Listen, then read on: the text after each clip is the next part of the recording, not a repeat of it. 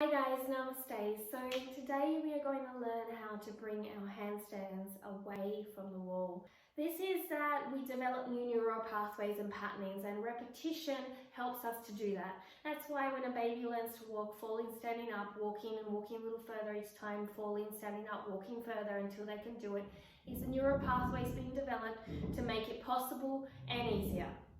The second thing is actually letting go of old neural pathways. So sometimes as we learn and practice, and I know I did, I had to relearn and practice because I learned at home. So I had to redevelop certain things. So for example, when I first started handstands, they were out nice and wide, my arms, because that built better balance. But it doesn't build better stability. Therefore, I had all this chest strength that I could do stuff with, but when it came to trying to walk on my hands or anything, it wasn't possible because I didn't have a connected body with a good stability. So it's important to understand that as you go through, it's really important to learn to have stability and balance, and that's a fine art between the two, and repetition helps a lot with that. And also to not be afraid of trying new things. Sometimes what is easy to develop is not always the right way and can lead towards problems later. So the first thing I'm going to ask you to do is work towards a little bit of frog time, hang time. So the frog time, hang time is starting here, legs wide, bend your knees. From here, just feeling it out. You're going to bring your hands down, squeeze your arms together, they're about shoulder width apart. Keep your head down as possible. Here, okay, like this. So you're going to go forward and backwards, finding that hang time in some frog movements. So at first it will feel ungrateful in that your body doesn't want to develop it and it's telling you it's not great, it's a terrible position, and it's ungrateful for this training. And then it will feel grateful because eventually one day you'll be doing this, and instead of doing this, you'll start to do this. And then from there, you won't only just get a small hold, you'll get a long hold. And you might be able to shift your gaze and then float back down. And then from there, what might happen is you get another long hold, and you might be able to do two things. One, float up, long hold into handstands, and float down, long hold into toe tap. But all these come from the one step, which is to slowly hop. Then from there, what we want to learn to do is to hop into several different entries. And for straddle press, this is probably the first one to try. So starting nice and wide, here, hands here. Leaning forward into your hands and lifting up. And what you're going to try and do is get the nice and strong, lean forward and jump. Come down. And jump. Come down. What might happen eventually is you lean forward and you do a little jump and you're going to hold here and you come down. Then you might get another one where you might get your legs. So coming up, hold, and your legs are able to come up. Or not, you stay here, but you're holding in this position here. And so slowly what happens with these jump times like this, they begin to become an occasional air time, like that.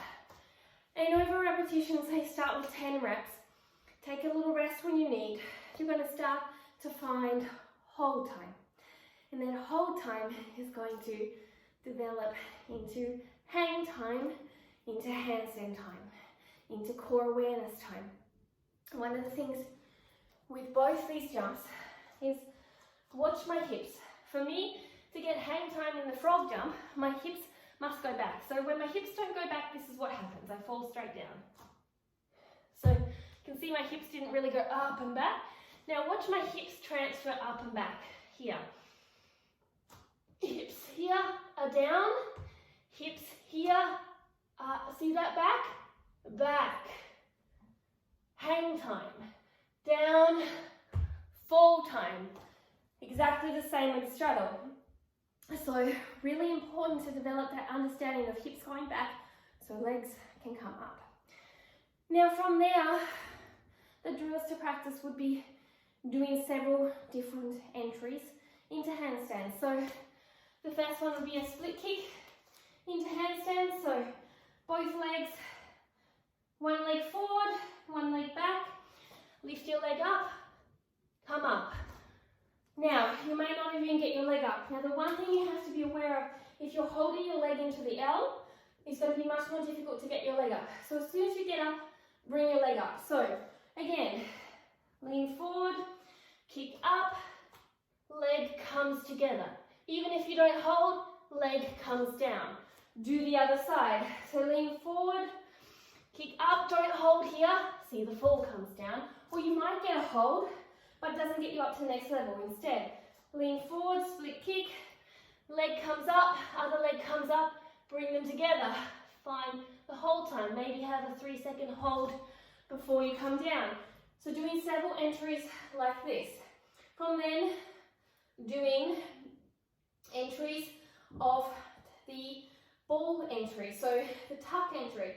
So starting in your tuck here, and what we did on the wall, similar, jump up, jump down. At first you might not get a hold, it might be just like this, little holds. And then what's going to happen is you're going to get longer holds. Jump up, hold here. Maybe you come up, maybe you come down, maybe you slowly come down. So doing 10 jumps into your ball. Always starting in ball, coming down in ball, slowing it down in ball, okay? From there, as I said, straddle entry we've done. And another option is to jump into stag legs. So the option would be from here,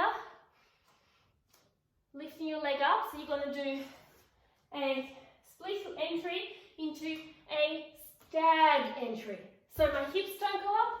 What happens? I don't go up. So stag entry, hips go back, I come up. You might want to change your stag entry, come down. Again, kick up, stag entry, hips don't go up, legs don't go up. So restart, stag entry, kick up, there's the hold, finding it here, coming down the same leg if you want. So you're practicing all these entries.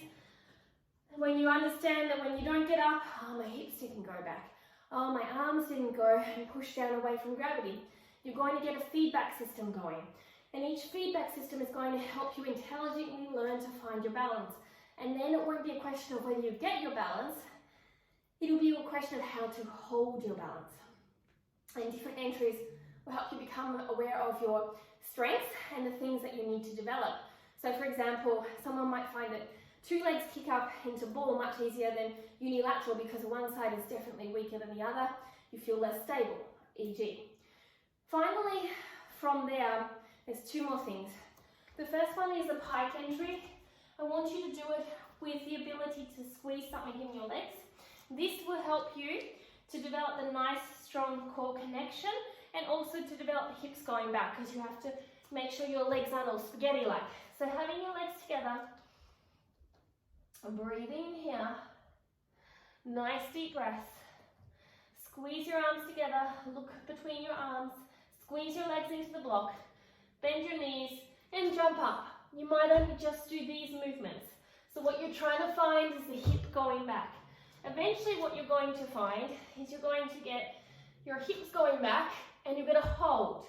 Then from there you're going to get a hips going back and a longer hold and maybe even an up into handstand hold, squeezing, holding, then bringing it down, educational hold to pike and down. So using this block is going to help you to see how you actually have to activate your inner thighs, to activate your core, to get your legs to